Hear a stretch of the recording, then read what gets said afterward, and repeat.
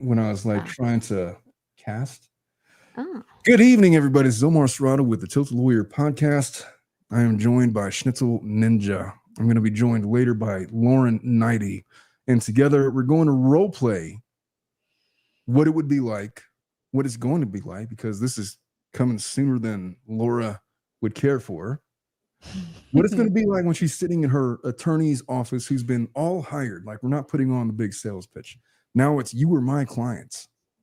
And what does that mean for her? What does it mean for David Gingras? What does it mean for Laura's mom, who Laura Knighty is going to be playing? Ninja's going to be playing Laura Owens, and we're going to have some fun with it. But before I do that, I wanted to get in. So I was listening to Judge Juarez earlier on Reality Steve, and she was bringing up some really good points and, just kind of going over some of the same stuff that we've been talking about. And one of the things that she had mentioned was, number one, she was not surprised that Owens went out and did a Medium article today. By the way, do you have a link to that Medium article? I've totally forgot to pull that up. Medium yeah, do you want an archive link or do you want a live link? Are they different? Well, the archive is just what she posted right then. She could have gone in and changed something. It also gives her views. Oh, let's do the archive one then. How about archive? that? Okay. Yeah. Let's see. I got it here. Post it back here. I got some thoughts on some of these counts. I thought that Gingras's blog post, it was a lot of bullshit, but like 80% of it was bullshit, but like 10% of it was like valid questions. I must have missed that 10%. Well, it was like some of the questions that I was asking, like, what exhibits are they talking about? A6 and A7, like, were somehow destroyed after the fact or during the fact? I think that what they're getting at. Oh, go ahead. Well, what do you think? I think that when they got her devices, they found evidence of her trying to delete or having deleted, and then they recovered the original files, which she was maybe not looking so pregnant in. Yeah. Or, there are certain things that are changed from the originals. And I think that's what it is, that she attempted to doctor or alter those photographs. Delete the originals. Maybe if they have evidence of her tampering with those originals of those exhibits before they were presented for trial, that would rule. Right. Or that would count or be enough. Anyway, so let's hear what Owens had to say. So look, you got to put yourself in her shoes. She doesn't know it yet. But that young lady's facing 30 plus years in prison, like 33 and a half or something like that. And if she keeps on this route of not admitting any wrong, for whatever reason she's doing that, I think if it means probably she's not going to settle, right? She wants her day in court. She wants to be in front of the jury. I don't think she's going to do well or come across well in front of a jury. I think it's going to be like Amber Heard vibes, in my opinion. Well, she has to understand that the JFC community is not a real thing. That's just people that have been interested in this case, and they represent the general public's opinion. Right. I don't think she understands that because Gingras has misled her to. I think she does understand it. But does she though? Because I think she does. Wants to win. I think she is just, everyone is an enemy to her right now, and I think it's almost helps her feel better to see them, to think of people as this like group, as this cult who are attacking her. And she doesn't she got fucking ripped to shreds when she initially posted on Reddit and was up all night trying to defend herself. Even from then, she was facing these people who were just like, yeah, I don't fucking believe your bullshit. So I think she knows. I think she is smart in some ways, and I think she knows what's happening. I think she knows what she's doing. Now, whether there are any underlying things going on, I can't, really intelligently comment on that, but I do think she's aware. Mental illness, I've heard that word thrown around today. Over the last however many months it's been thrown around. She claims to be diagnosed autistic. I don't know. but maybe she views herself like as Joan of Arc, like she's this martyr for her own version of the truth that she's not willing to let go. She will die on this wall, no matter the cost. But right now, the cost, I don't know, Schnitzel, if you've ever been to prison, like even just to visit. I've visited prisons, yes. But it is such a drab and suffocating place.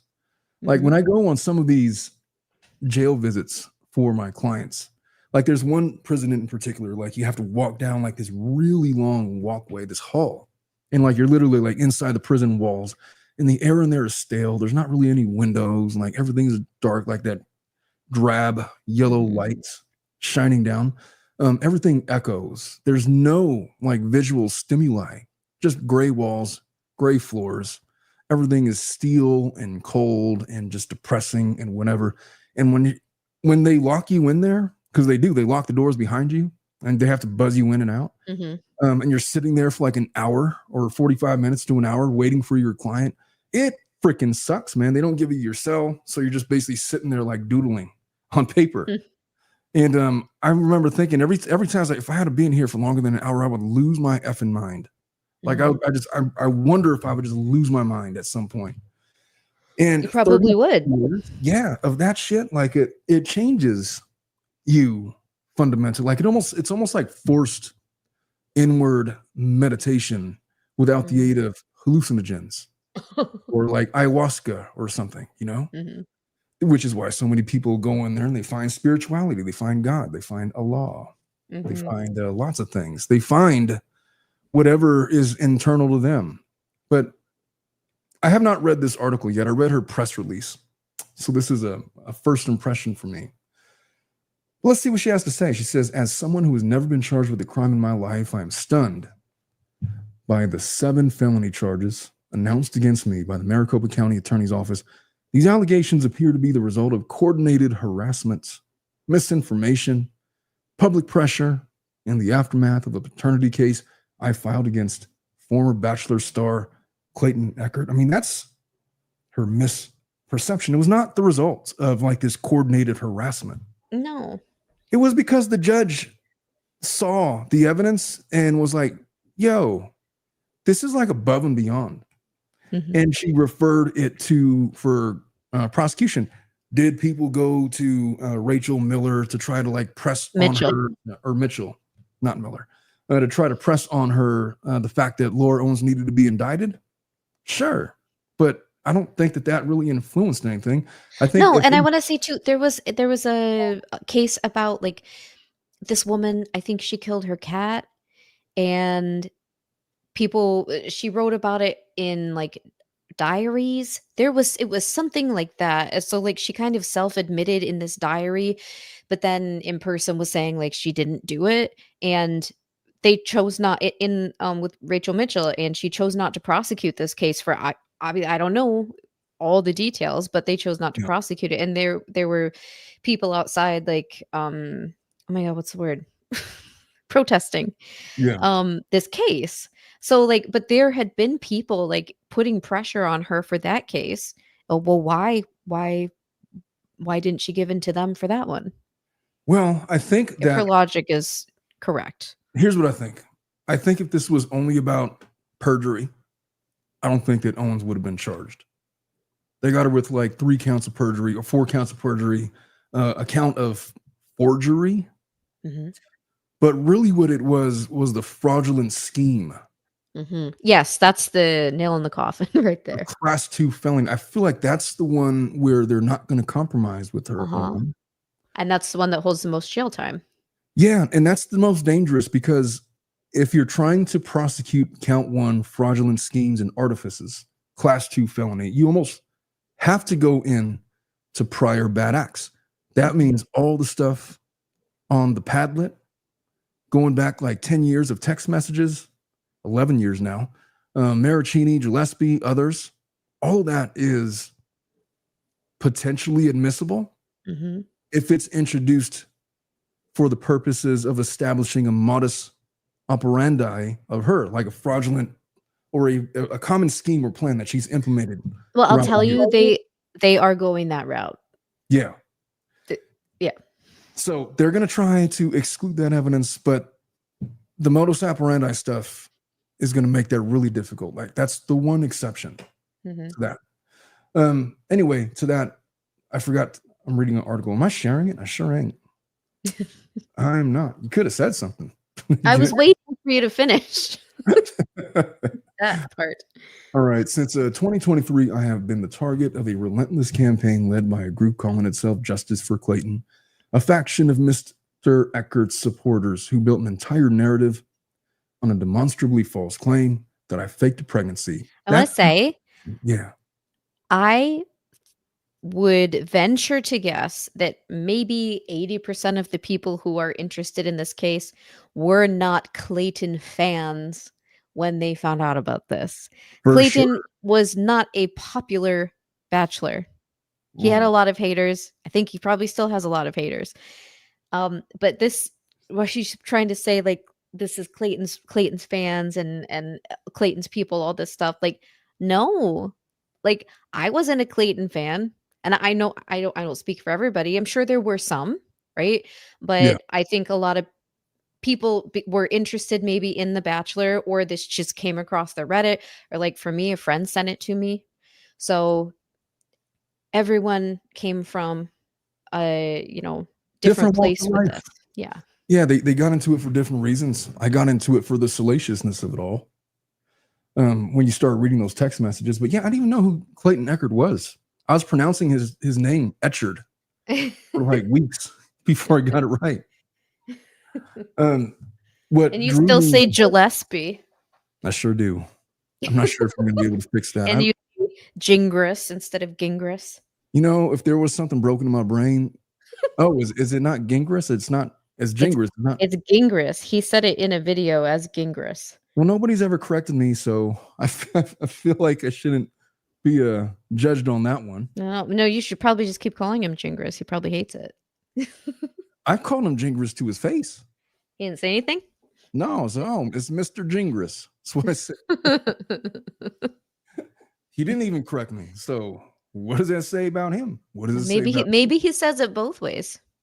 Maybe it's French for something. French. I don't know. Maybe it's what would be the equivalent. What kind of language is Gingras? Gingras. I don't know. Slavic or something. I don't know.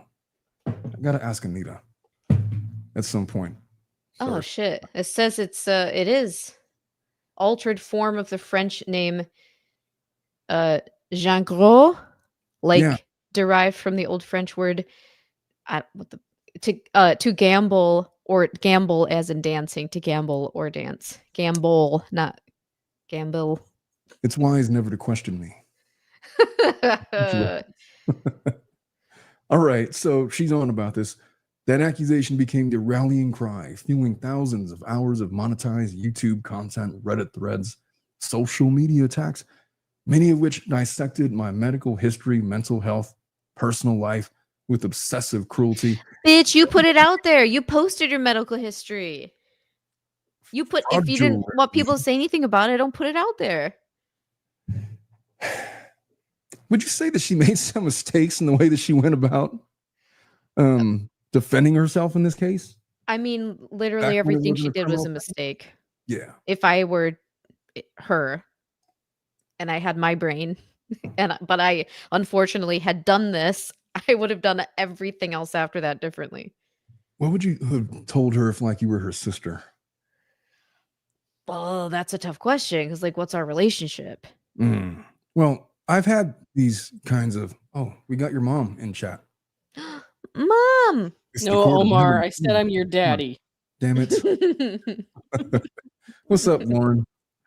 We're just, we are reminiscing on the latest Medium post by Laura Owens. Yeah, I got you. I can't stay long, but hang out for a minute. Oh, well, you got to at least give Laura Owens a good what for as her mom, at least once before you leave. Sorry, I'll just enable everything. That's fine. Whatever that means to you. All right. So Owens says, we were on a talk about what would you say if you were her sister.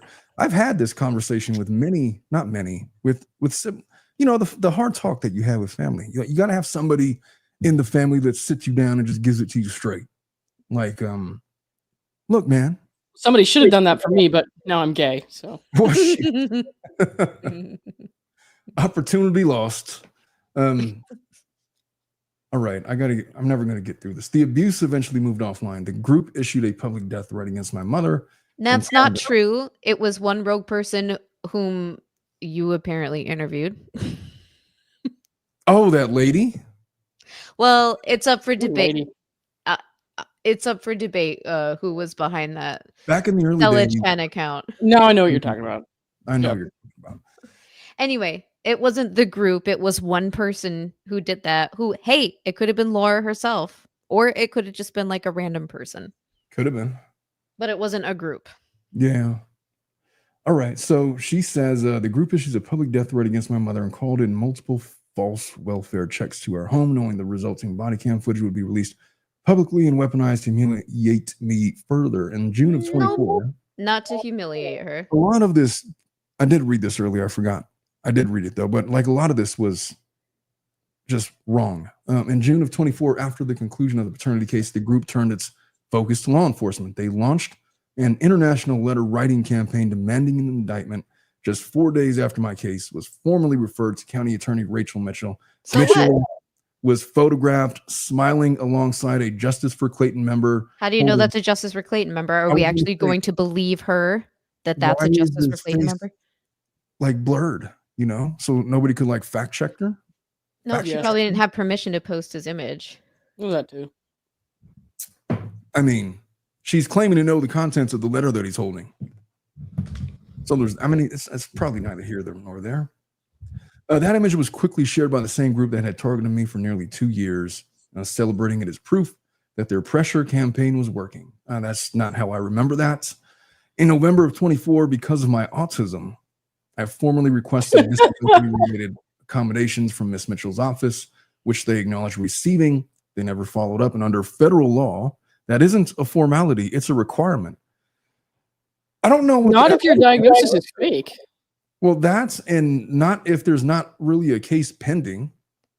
Right. There wouldn't have been at that time. Right. They were obligated to engage in a good faith interactive process to determine whether support was needed.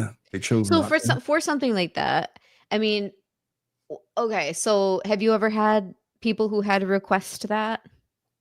Disability related accommodations? Oh, all the time. Okay, so what kind of disabilities are they claiming to or do have? I mean, there's obviously physical disabilities. Those are obvious, yeah, but aside from that, disabilities would be like it's usually when they're already in prison. Like they want accommodations because they take special medications, or they've been found mentally incompetent to stand trial, so they are in a facility and there's special requests for accommodations based on already known symptoms that they have to go to specific places. There's stuff like that. Have you ever seen anyone request for autism? No, never. Never, because it doesn't matter. And okay, so the medicine ones, like if they're taking medicine, obviously, like they could show a prescription. They can show that they have the bottle. It's got their name on it, type of thing, right? If it's like mentally unfit, what are they evaluated, and then get someone to sign off to prove that? Well, Laura, how many mental illnesses do you know that sap an individual of the ability to decipher right from wrong? There's a couple. Well, there's at least 3 that I can think of.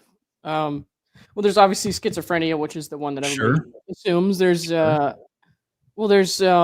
brief psychotic disorder, which is, it's not like full-blown schizophrenia. It can kind of be the beginning of schizophrenia, or sometimes it's just a single episode. Right.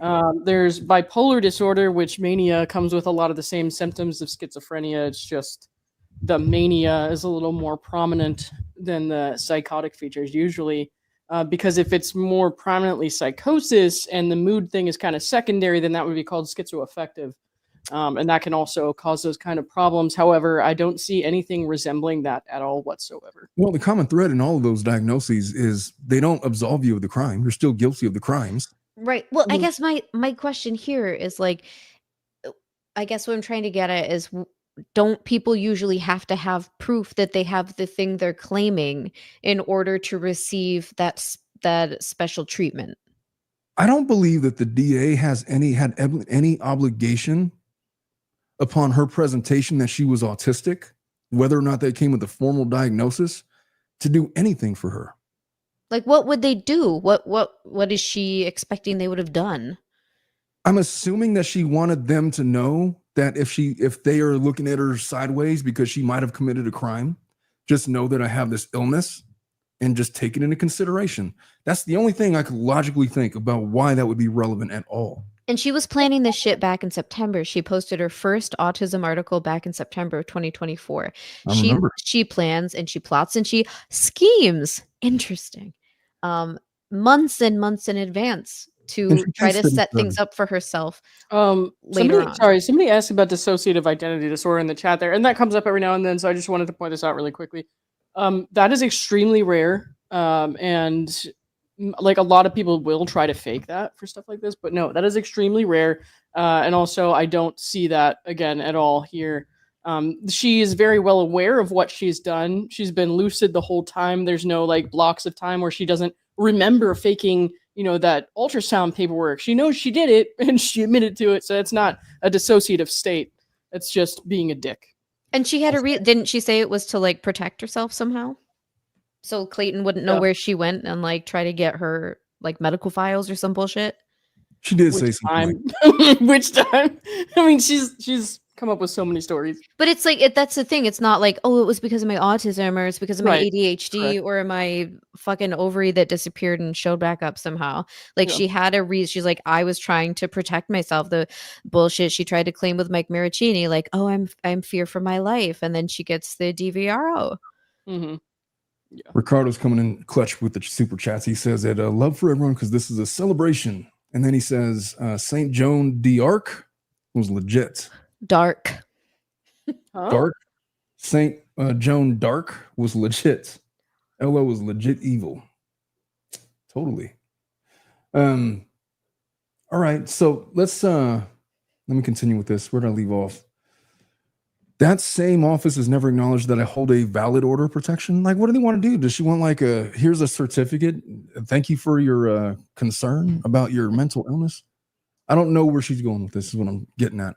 Issued in October 23. After we get certificates for that now. I mean, I don't know what she gave them. I mean, I would look, it's like, well, what do you want me to do with this? Where you're literally under investigation for a crime. Thanks for the evidence, I guess. I'll take this as exhibit XX, double Y, whatever. X. I mean, you run out of letters. You got to like double up on the letters. Never mind. Issued in October 23 after a contested hearing in which the court found by a preponderance of the evidence that he committed an act of domestic violence. This isn't true. Right. They didn't find that he committed an act of domestic violence. No. They found that he was acting without decorum online towards her during a pending paternity case. Based on fraudulent evidence. Yes. You're talking about this thing from a couple weeks ago, right? No, I'm talking about the Clayton Eckert October 23. Okay, I thought you were talking about the alleged violation of the order here where she linked to that stupid ass. No, I'm not talking about that. She's referencing October 2023. And she has this wrong. They did not make this finding.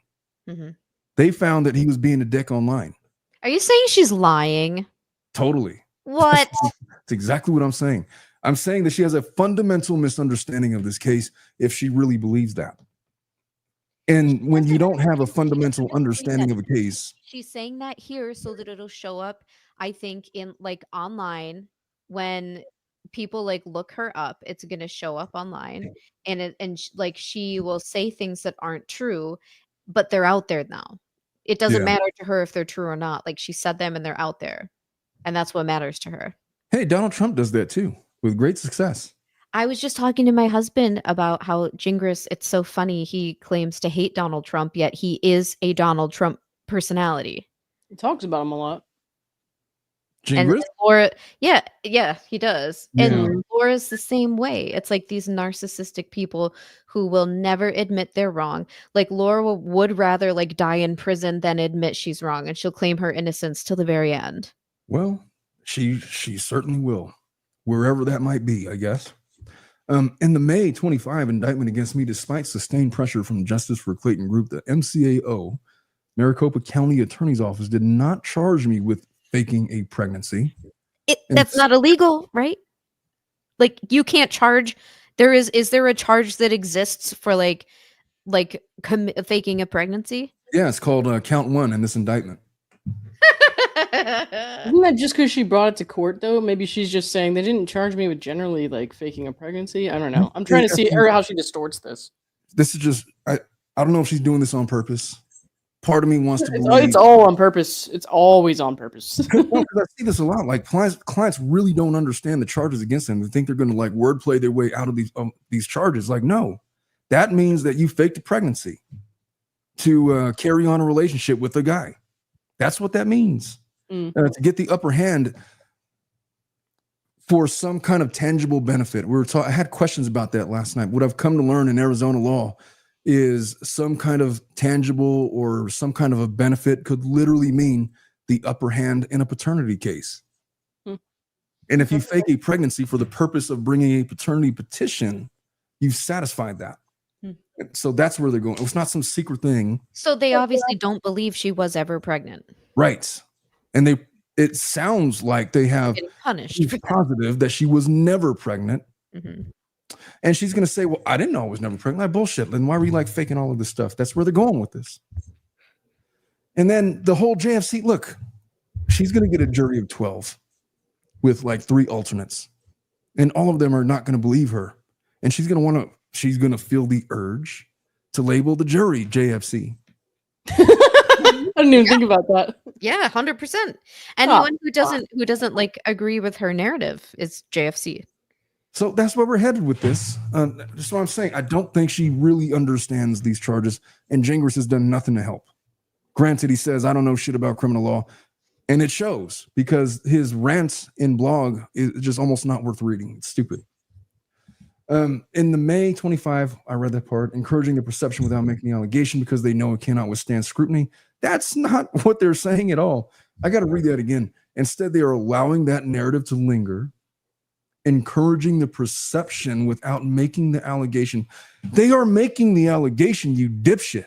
Literally by charging. She thinks that she sounds so smart when she says shit like that. I'm just like, you're literally the dumbest. I can tell you just went to ChatGPT and were like, help me write this article about how innocent I am. You went to ChatGPT better, I guess. I don't know. I can't explain this level of lack of knowledge. I mean, she's not an attorney, but still, she's just so far up her ass with all of this. She doesn't know what she's being charged with. She doesn't understand. That's exactly what they're charging you with. They have omitted the most critical fact. I had lab confirmed positive HCG test. So fucking what? Even I know that there's like 100 different ways to have elevated HCG, only one of which is because you're genuinely pregnant. Tell us the level, Laura. Oh, was it 102 or was that the fake level? Or it was genuinely 102 once, but then she faked it to be like one. She faked it to be much higher than that, yeah. No, I forget. It was wild. Yeah, she faked it to be higher, and then she sent a different one to Dave Neal, like an even higher one. I mean, you could have an elevated HCG for going to Chipotle 3 days in a row. So I've heard. Is that true? No. So I definitely didn't try it myself. They have omitted the most critical fact. I had lab confirmed HCG. Okay. I took a positive first response pregnancy test in front of Mr. Eckert, which he purchased himself, which they're going to. That's in their closing arguments, in their opening statements, they're going to be like, and evidence will show that Laura Owens had a medical condition that artificially elevated her HCG levels. And in order to further her conspiracy against Clayton Eckert to force him into a relationship, she grabbed a store-bought pregnancy test. She took it out of the packaging. She stood in the restroom or the tub or whatever. She pissed on it, held it up in pride in full view of Mr. Eckert, demonstrating, look, see, I have elevated HCG. I'm for sure pregnant. That's definitely how that played out. That's what they're going to argue. That's what's coming. That's what's coming. So they have omitted, okay, the critical, yet none of this was included in the indictment, nor was it acknowledged. And she doesn't. Because it doesn't fucking matter, bitch. Yeah, she just doesn't know what she's talking about. These charges appear to be the product of intense public pressure, not impartial judgment. They reflect a system that responded to online outrage, ignored procedural protections, moved forward past or based on narrative rather than fact. It is difficult not to see them as part of a broader effort to discredit me, discourage me, make an example out of me. I intend to meet these accusations head on, and I will defend myself fully and relentlessly through With every my step. father's GoFundMe money. Can I just say, look, when you're facing 33 years on charges like this, when nobody ever gets indicted on perjury charges in family court, every single one of my family law cases, literally for the last 11 years, somebody's lied about something somewhere and egregiously. In virtually every case, nobody ever brings anybody up on perjury because it's just not, we don't have the capacity to try every single case.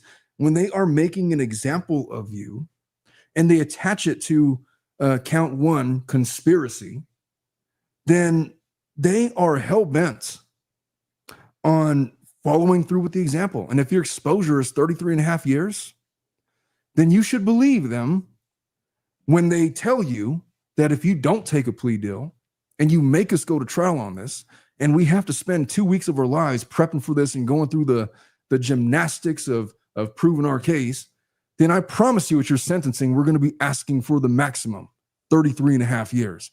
Is she going to get 33 and a half years? Probably not, but she might get 10.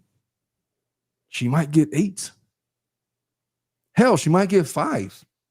When all she really has to do is finally take some responsibility and stop fighting this narrative. I don't think that family knows how to do that. And I think they care more about their public perception, obviously, than truth and Well, then honesty. she's going to jail. It's really that simple. That's where she needs to be. She needs to continue saying she did none of this shit. She needs to get in front of a jury and she needs to be held accountable. Class 1 fraudulent scheme. Count 2 forgery, class 4 felony. 3 to 6, 4 counts of perjury. Then tampering with physical evidence. There, we talked about count 1. And count 2, it's under ARS 13-2002, Arizona's forgery law. It makes it a class 4 felony with intent to defraud, falsely make, complete, or alter a written instrument. And what do we know about that? They're talking about between June 27th and July 11th of 2023.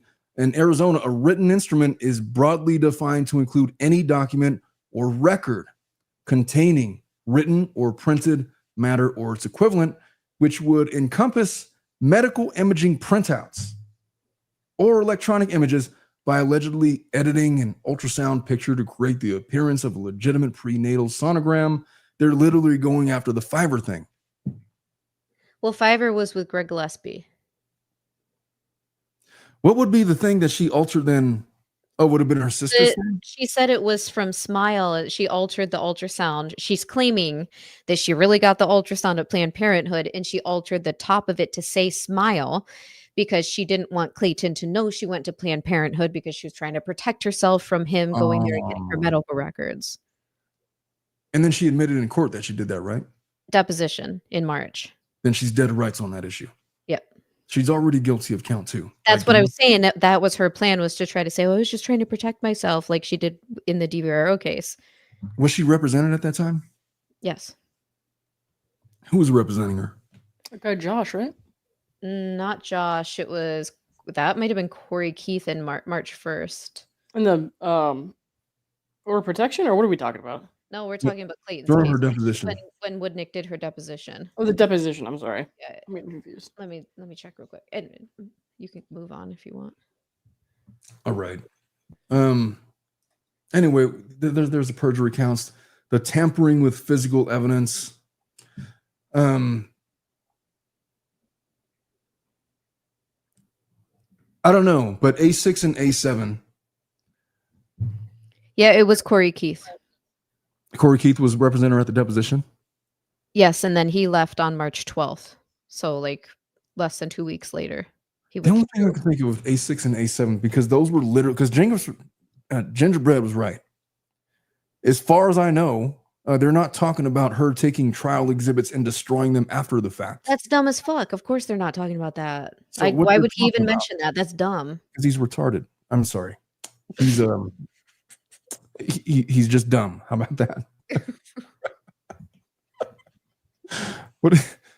What they're talking about clearly is that they submitted those exhibits and they were altered and they got proof of it, of them being altered, and they were submitted in court as an exhibit. That's what I'm assuming that they're talking about. Anyway, we're not going to know. I mean, we could speculate all day on what it is. We're not going to really know what it is until the discovery comes out. Whoever her defense attorney is going to get a hold of all of those things, and they're going to know exactly what's going on. And they're going to choose to either, I don't know. What's going to be interesting is like whoever this criminal attorney is, he has to be the boss now. Or she. He or she. Whoever this attorney is now like the head attorney. David Gingerbread Gingras is out. Jesus. He's fucking out, man. He has to be out. Like he should no longer be allowed to talk to her under any circumstances. He wants to assist them in whatever they need, I guess, but I don't know what that's going to look like. He shouldn't. He has no business assisting anybody in anything. Is he gonna? I'm wondering if he's gonna try to find like a slimeball friend who will like do it for cheaper than. Are his friends slime balls, or are they stupid? Because if they're stupid, then they might do it. But if they're slime balls, they might not. Stupid slime ball. I don't know. They're not getting any real money out of this, I don't think. I mean, even if they raise money somehow, it's not going to be like worth it. Well, all right. Altered sonogram records, fabricated pregnancy video footage. That's the stuff of their sister. False sworn statements. They got that stuff out there. Concealing evidence, tampering with evidence. They gotta have the video with the sister. So did we land on, we think that they found the original video that had Sarah's whole face in it because it was obviously cropped? I don't know. I'm assuming they got that. Was that ever submitted as a court exhibit? No. Where was that submitted then? Dave Neal showed it. She sent it to him, and then he didn't realize, like, I thought he didn't realize for a while, but then did a video on it, a live, I think, where he realized when he did it on his computer, it actually showed more of the face, and it showed from like the chin down. In the complaint, didn't they reference October of 2023? For what? Let me look at the indictment again. Oh, yes, I think they did. Maybe October 23rd or 24th. October 25th of 2023. Oh, yeah.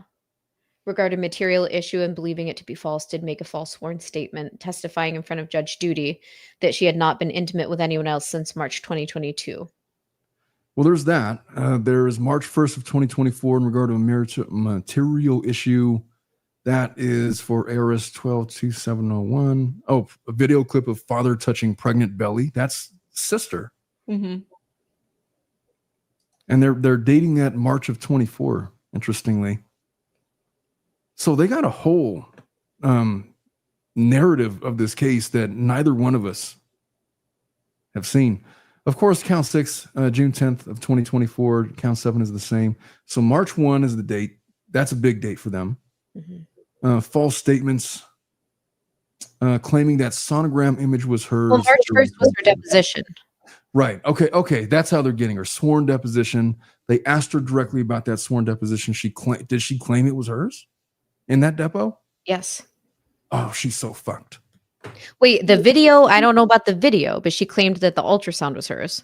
So March 1st, they're saying she did make a false sworn statement claiming that sonogram image was hers during sworn deposition. Right. And then count 5, same date, video clip of father touching pregnant belly. So, and we haven't seen the deposition has not been released, only little bits in court filings. So it's very possible Woodneck asked her about the video and she said that was her. October 25 is obviously referring to the Judge Duty hearing, where she claimed to have not been intimate with anyone since March of 22. And they found proof that that was a lie. Bruce said the video was in the depot. Oh, it was. They talk about June 27th of 23, July 11th of 23, where she did falsely make, complete, or alter a written instrument. They're talking about the sonogram in violation of these things. The only reason why those dates or references are referenced would be because they represent either the creation of evidence or something where she 100% lied about evidence relevant to the Eckerd case. And so the deposition, they're getting a lot of stuff out of that. I don't know what it would have been June 27th or July 11th with respect to the sonogram. Are we still talking about, is that the Fiverr thing maybe? That's Greg Gillespie. Right, but did the Fiverr logo thing ever come into the depot? I don't know if they'd be allowed to ask about that since Of it was course from you a can. different case. In a deposition, of course you can. We never saw like a full transcript of that, did we? No, they haven't released it. In a Or deposition, you can ask about Fiverr, whatever you want. Bruce says Fiverr's not on the list. anything, Omar? I mean, you could, at the risk of objection, but yeah, you could. It's not the same as a court. You're literally there for the purpose of discovery. And so you can ask her about like prior bad acts with other people to establish certain things, such as things that happened with Gillespie, things that happened with Maricini. Wouldn't her lawyer like object to all of that and say it's not relevant? In this And I would say, well, thank you for your objection, but you may answer the question. And yeah, that might lead to like people like yelling at each other in the halls and like fisticuffs and the whole thing. I'm just saying you can do it.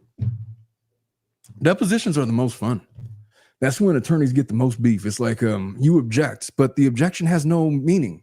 Thank you for objecting. You could really only object to form of the question. And if you really want to bring the other attorney up on a motion for an objection to a certain question in the deposition, you could write an extra motion for that. But in the moment, you may coerce an answer based on your question. Now, you could, as their attorney, instruct her not to answer, but you'd have to know what you were doing to even know to say that. So I've done that before to my clients. Like, look, my client's not going to answer that question, so you can move on. Do you ever have one answer anyways? No, my clients generally, especially as pressure filled as those depositions are, when you like kick them under the table and tell them not to answer, they're not going to answer. They can yell at me or whatever. If they want to compel an answer, then they can write a motion. This is what I would say. But I don't know if that's what's happened. I haven't seen the full transcripts of this deposition. Anyway, there's a lot of speculation about what those things could be, about what they could mean. So there's that. They're going to have to look. So she's facing. When did she send him the sonogram video of twin A and twin B? That's a good question. Was that like in July of 23? Well, then that would line up with June 27th through July 11th, 2023. Yeah. So maybe that's what that one's about. Potentially. Anyway, defense strategy. Do you guys see as potential jury members? Obviously, you're not going to be on the jury, but people like you. What? I don't know who this is. Will be on the jury. Never heard of her. Totally never. Well, let's just assume that this is a jury that are full of regular people with regular sensibilities. Is there any path that you can foresee being potential jurors in this case that Laura Owens could convince you that she's not guilty of any of these charges? Only like a mental thing that they could prove, but outside, I mean, that would have to be like show proof that she's mentally unstable or insane or what, like the psychosis stuff Lauren was talking about. Outside of that, 100% no. And I was a juror when I started learning about this case. I was kind of like a juror, right? Like you're deciding, like, is the story you're reading and you're learning about, is it true or not? And I decided it wasn't. So you also got to keep in mind that all of the information that you guys know, like 10 years worth of information about prior partners, and you guys literally know everything about this case. They're not going to know all of that shit. They're coming into a completely brand new, like imagine me when I first came in, I had no idea. She never saw a doctor when she had her miscarriage. Yeah. She didn't have an actual ultrasound or sonogram that was confirmed by a doctor. There's going to be hallmark pieces of evidence in this case that are going to shock the conscious. She threatened to extort him for $1.4 million. There was that. And then there was like if you don't want to be with me, fine. I'm going to keep the kid. I'll tell you what, but I will There's get a dating divorced. contract. Who There the was a fuck dating makes a contract. dating contract?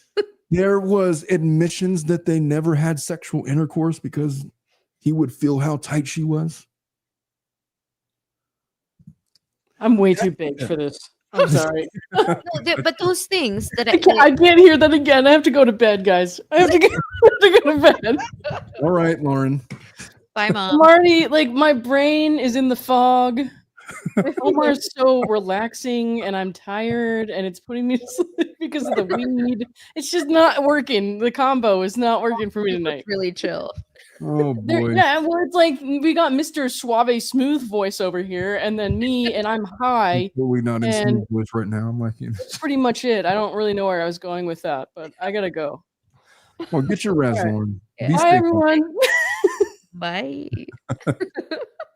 Redondo Beach has been a member for 6 months. She says they don't make an example of people, but I'm gonna. I don't know what that means, Redondo, but don't do anything that I wouldn't do. How about that? Millennial Mom. Go ahead. Millennial Mom says, I don't know much about this case, but I love you all. Thank you for all you do. And we love you too, Millennial Mom with a 10. What are you about to say, Schnitzel? Oh, I was just gonna say I think that even without the background of all this fucking shit I know about these cases, Yeah. I think that if you just take like me as a woman and I have been pregnant and I have had a baby, just even those things that I mentioned, that Yeah. would be like, but why though? Why didn't you go to the doctor? Why didn't you get a real ultrasound? Why didn't you let him come to the ultrasound with you? That's a little bit different one. That's a little more subjective. But I think like my point is there were a lot of things she could have done if she had really been pregnant and was really trying to prove that she was pregnant that she didn't do. And that would be a big sticking point for me. Plus, on top of the extortion, the attempted extortion. I feel like it was a big sticking point for Mata too. Mm-hmm. Like the fact that she just didn't appear to be taking actions consistent with somebody that with that level of pregnancy. Right. That would have been pregnant for that long. It made no sense to her. Doesn't make any sense. And also changing the timeline of the miscarriage 3 times. Yeah. Showing up to a hearing when she's, let's see, 5 months pregnant. If they find a baby bump, which it'd be so stupid if they did. She should have thrown it out by now. I mean, it could have literally just been a pillow. You know what I mean? I don't think it was a pillow. I mean, I think it was definitely like a pregnancy costume. A bodysuit or something. Imagine they go through her bank records and they find like Spencer's gifts, for 1999, fake pregnancy suit or whatever. Yeah, that'll be interesting too. I wonder if anything they uncover could turn into finance issues for her. Well, there's going to be restitution at the end of these things. I mean, like to the extent, finding out like financial fraud that she's committed that we don't know about.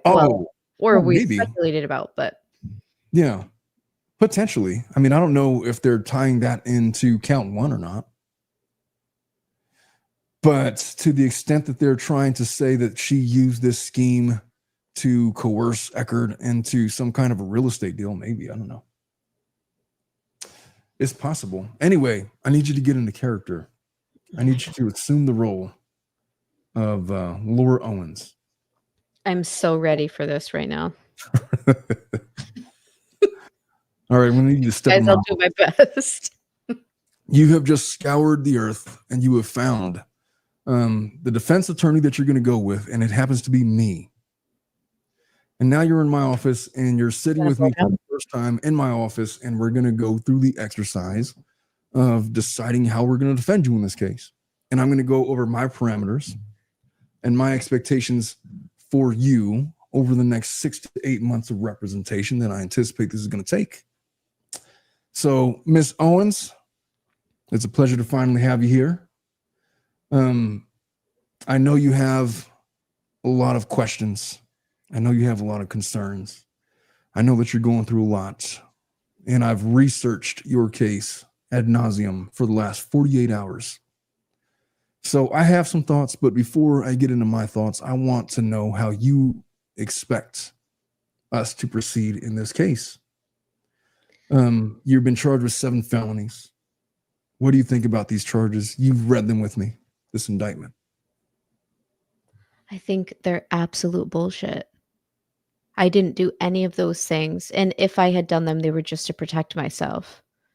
Okay.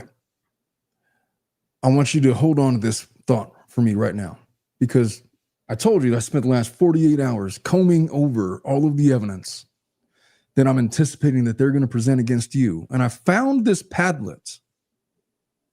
This Padlet purports to have 10 years worth of text messages and medical records and documents, some of which have been the subject of your family law case.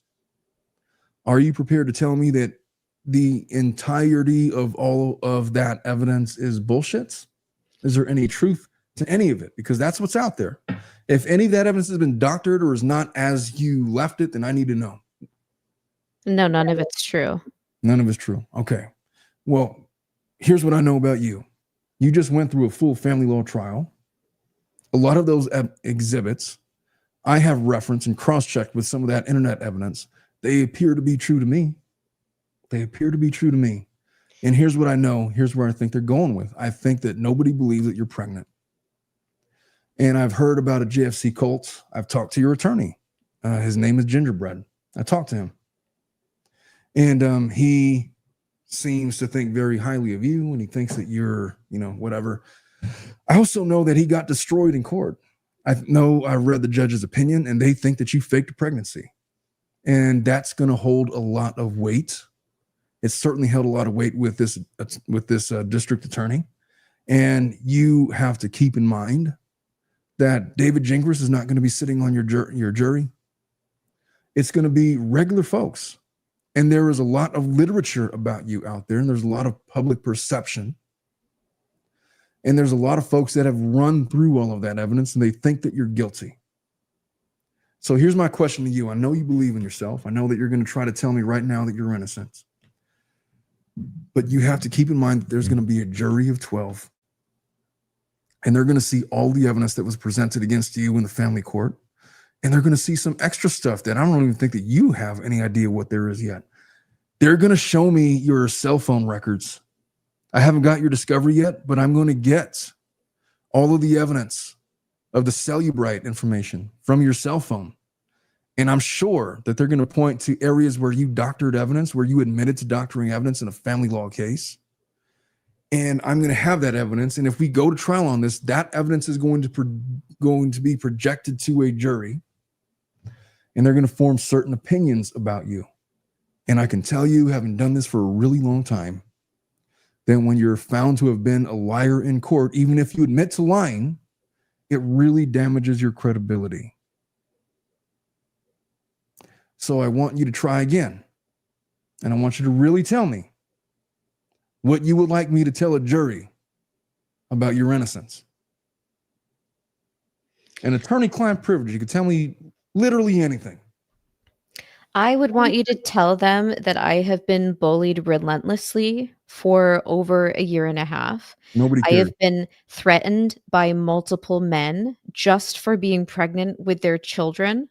I have received so much hate and vitriol online and from these men that I absolutely didn't deserve. And anything I did it to protect myself. And I didn't do anything illegal. Laura. Laura, I appreciate you saying that to me. But do you trust me as your defense attorney? I trust myself. Well, then you should represent yourself. Well, I can't. I don't trust you as an attorney. I'll tell you what. You can. I trust what I have. I trust what I have to say. All right. And if you're on my side, then I trust you. I'm on your side, and here's what I want. Here's what I don't want. Here's what I don't want to happen.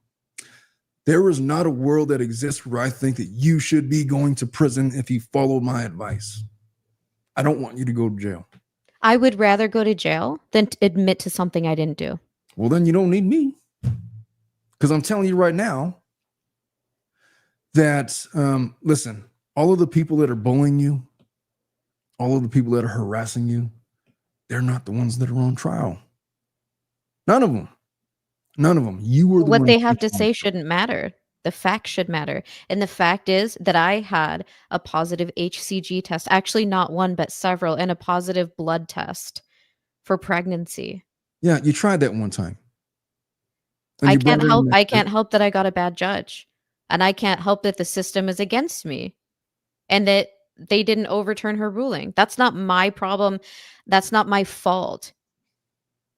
So I'm here trying to have another chance to prove my story and to prove the truth. And I do believe that if I get in front of those 12 jurors, I can do that. All right, we got to set some ground rules. So I am your criminal defense attorney. I know that you've had a family law attorney. His name was David Gingras. He was your attorney. Here's the new rule. If I'm going to represent you, you're no longer allowed to talk to that guy. He's out. Yeah, absolutely. Mm-hmm.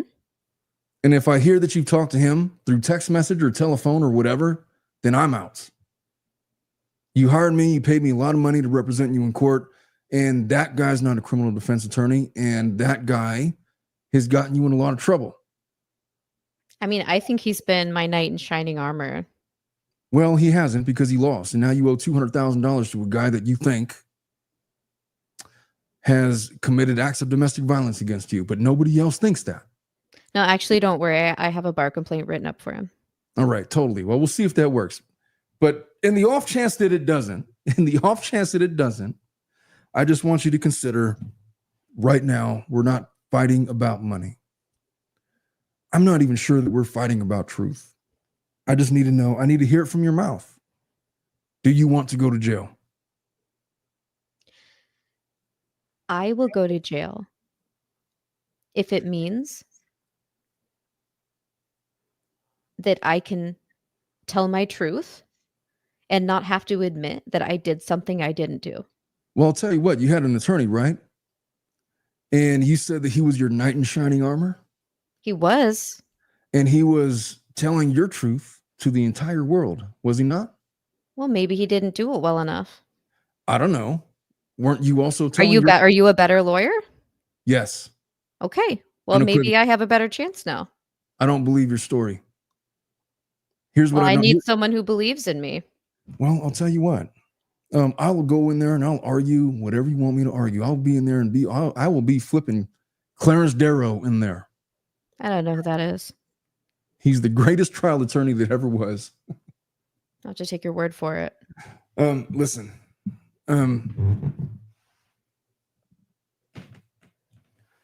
The problem that you have, Laura, is that I have looked at the evidence that's out there. And regardless of whatever you think your appellate case is about in the family court, I know you're really invested in that. That has nothing to do with your criminal case. Your family law attorney is arguing very minute issues of law that may or may not work out for him, but they will have no bearing whatsoever on your criminal case. You need to be real with these facts. Here's what I'm telling you. The way that I see it, my primary goal is, and when you hired me, I told you, I'm not guaranteeing you that I'm going to go in there and win the big trial for you. I cannot guarantee that. Matter of fact, I'm telling you, with the evidence that I have out there, if you're going to keep on spouting off the same arguments that you were using in the family law case, that's not going to work. Let's just assume that it's not going to work. You need to come up with something better. It didn't work in family law under an absurdly low standard of evidence. It's certainly not going to work in this criminal case because you know why? Because I'm not letting you get up there to testify. I have to tell my story. Let's just And where does it say in the law that I have to receive certain treatment when I'm pregnant? Where does it say that I had to do any of those things? Well, it's not that it says that you have to. It's just that it has to make sense to a jury. So I think it does. It makes sense to me, so I think it will make sense to them. well, let's just assume that they don't think like you. Let's And just they're not assume- out to get me. This JFC cult, they're out to get me. They twist every word I say. They try to make it seem like I'm saying things and I mean things that I don't mean. And those people are not going to be on that jury. These are Mm. going to be good people They're going to be the who good ones. don't have any preconceived notions. Well, they are now. I guess we're going to find out. But I'm choosing to believe in them right now. And I You believe know in- that they're going to see my truth. Okay. When they bring in your sister to testify to the fact that that ultrasound that I don't you have a performed- sister. You don't have a sister? Just kidding. When they bring in your sister as a witness to testify that the pregnancy video that you submitted as proof of your pregnancy actually belonged to her, what do you think that they're going to think? I thought that was me in that video. Maybe I sent the wrong one. Right. I do have one of me with my dad. And he was so sick with like one of his 25 cancers at that point too. So like it was just a crazy time for all of us. And like I just didn't remember that wasn't mine. Is So that you're a gonna- crime? Is that really a crime that I misstated in my Mhm. deposition that it was mine? No, you're completely right. Let's you know what? Let's just assume that you're right. You want to testify, correct? 100%. You want to tell your story? 1,000, 100,000%. Did you have intercourse with Clayton Eckert? Obviously. He Like- raped me. Penis in the vagina and the whole bit, right? Yeah, and I don't really like to talk about it because it was very traumatizing. All right. Well, guess what? The jury's going to see a text message if you get up on the stand and say that. I know what you're going to say, and he Mhm. was so high that night that he didn't even remember doing it. And I wanted to give him another chance to experience that because it's glorious. Because he was wondering how tight you were? Well, I bet he was wondering how tight I was, but I know that he didn't remember that night. He didn't remember what he did to me, but I still had feelings for him. And I was pregnant with his child and or children. I don't remember which at that point. You're going to have 12 jurors and they're going to read that text message. And you know what they're going to think when they read that text message? I want you to come just objectively look at this. You're going to have 12 jurors. They're going to read that text message where you tell him, if you only felt how tight I was, you would want to be with me or you would want to have a relationship with me. They're going to read that text message. We had THC gummies. Did you forget about that? And they're No. going to hear that too. And he didn't remember. Hey, he may have been drinking too. How can you prove or how can they prove that he did or didn't remember that? I'm telling you because I was there. He didn't remember it. He was like passed out right after. So I know he didn't remember any of it. Do you remember Greg Gillespie? I remember Greg Gillespie. Yeah. Greg Gillespie. He's terrible. You know He's that had it there's- out to get me since day one. Do you know that there's people out there that think that do you know that there's evidence out there where people think that you faked a pregnancy with him?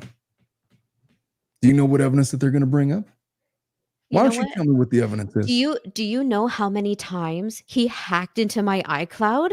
It's hacking? He hacked so much. So much hacking. Yeah. And I told the police about it. You can see all of my 500 records that I left with the police.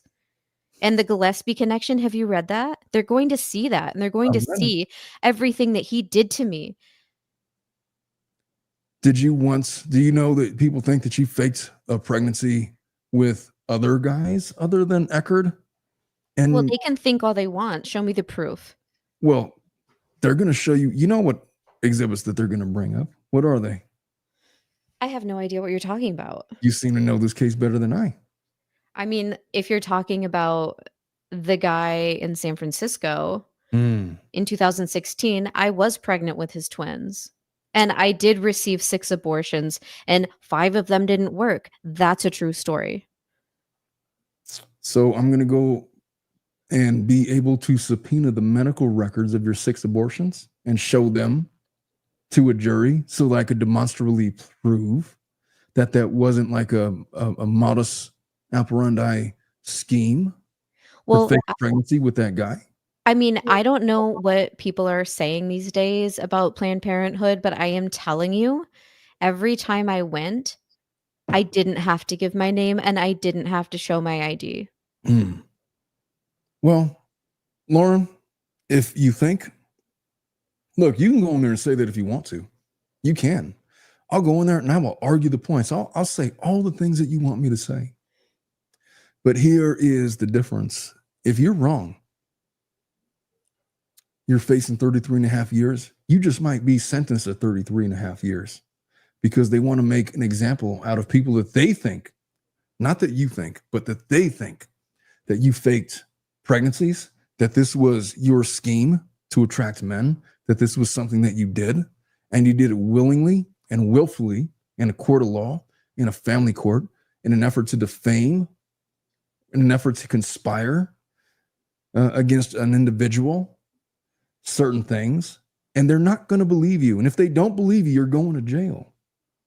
You're telling this tall tale, and you want to like connect all of these dots that don't connect, and you're expecting 12 people to agree with you. But they do connect. I don't understand why you're saying they don't connect. I have all of the documentation from 2016 until now that proves every single thing I'm saying. But didn't you present that in family court?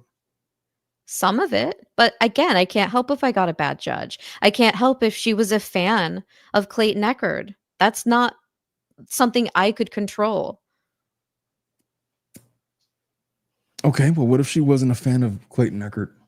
Then I think I would have gotten a different outcome. Well, tell me who all the bad judges are. I don't know all of them, but she's the only one who has Doesn't matter what ever your ruled feelings it. She's are. the only one who's ever ruled against me. So in No. my opinion, she's the only bad one. What about the appellate court that ruled against you? I mean, it's basically the same. It's You like know- it's like with police officers, how they like always have each other's backs. Like they had her back for whatever reason. All right. I don't know what she's doing behind the scenes to like coax them into doing her bidding, but I think that's what happened, and I'm allowed to have that opinion. And I think, no one can prove that that didn't happen. She You're hasn't not gonna be provided able any to- evidence that it didn't happen. You're not going to be able to raise that opinion, though. Do you realize that? I can say whatever I want on the stand. No, you can't. It will Well, be what happens if I objectively- say that? Am I going to get arrested right You then might. and there? You may. If you disobey the judge's orders to stop talking about stuff that was voted against in motions in limine. Well, I you're- could say it and then they could say that, but I could say it first. Well, I guess. Look, you can try to do all of these things, all of this legal gymnastics. Let me just paint for you a different picture. I want you to imagine a world where you're not facing 33 and a half years in prison, where you don't have to go to jail at all. Maybe you'll do some community service. Maybe you'll have a few years of probation or whatever. But they're going to want you to take some responsibility for one of these 7 charges. They're probably going to want you to plead guilty to count 1. Maybe they ask you to plead guilty to counts 3 through 6. Whatever it is, they may, and I'd have to twist their arms to do this, they may allow you to plead guilty to one or multiple of these charges in exchange for a suspended sentence because you're a first-time offender. We're just going to say, look, just say you fucked up. I didn't offend anything. And I'm going to tell you right now, Omar, I would rather go to prison and be an advocate for the wrongly incarcerated and the falsely accused than to admit to doing something I didn't do. Yeah, I put smile on the top of that sonogram instead of Planned Parenthood. I took the Planned Parenthood off. I was afraid for my life. Clayton was so upset. I thought he would come and harm me. I thought he might come and try to steal my records and change them himself. I didn't know what he was capable of. So I had to do what I had to do to protect myself and my babies. And that's the only thing on that list that I ever did. Could I just make one observation? I've seen you testify in court before. Here's what makes me nervous about you. Let's just say that you believe everything that you're saying. I do. You were one of the worst witnesses I've ever seen in my entire career. Well, imagine being in front of these 3 men who had abused you in the past. They're going to How be would hearing this one. how would you hold up? Well, at least now I guess I've done it once and I got it out of the way, right? But imagine being in that position and having all of these people in this room who hate you, who want to see you lose, who want to see you fail. That was overwhelming for me and it was intense. But I can do it again, and I will do it again. If you do it again and it doesn't go the way that you planned, and more than likely it's not going to, I cannot reiterate that you were one of the worst witnesses that I've seen in my entire career testify for themselves in court. You're going to feel that same pressure. And you know what? It's not going to get any easier. I know you've been through this trial. It's a little bit different when you go to trial when your freedom is on the line. And you're going to go and you're going to sit there on the witness stand and you're going to know that nobody has ever believed you when you've told this story about how you've been wronged and about how you legitimately believed and how you were legitimately pregnant and all these things. Well, a lot of my Nobody- dad's fans believe me. And Well- Chicken Soup for the Soul believed me. And the court in California believed me Believed you when? when I told them what happened to me. When?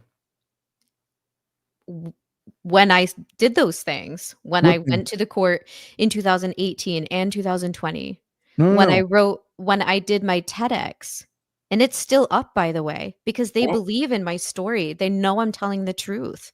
No. 2018, 2019 was a lot different from 2024. There's a huge gap. Yeah, of time because there's between this whole cult now. And I happen to know that those hearings were largely uncontested,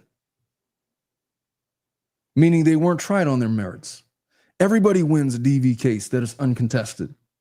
Why would the people from what's it called? the advocates for domestic victims of domestic violence, why would they represent me for free if they thought I was lying? Because that's what they do. That's their job. They take So everybody's anyone case. can just go in and claim it, Yes. and they'll just represent them for free no matter what? I mean, they are lawyers. It's probably their first job out of law school. And they take whatever case is put on their desk. Yes. That's what they're there for.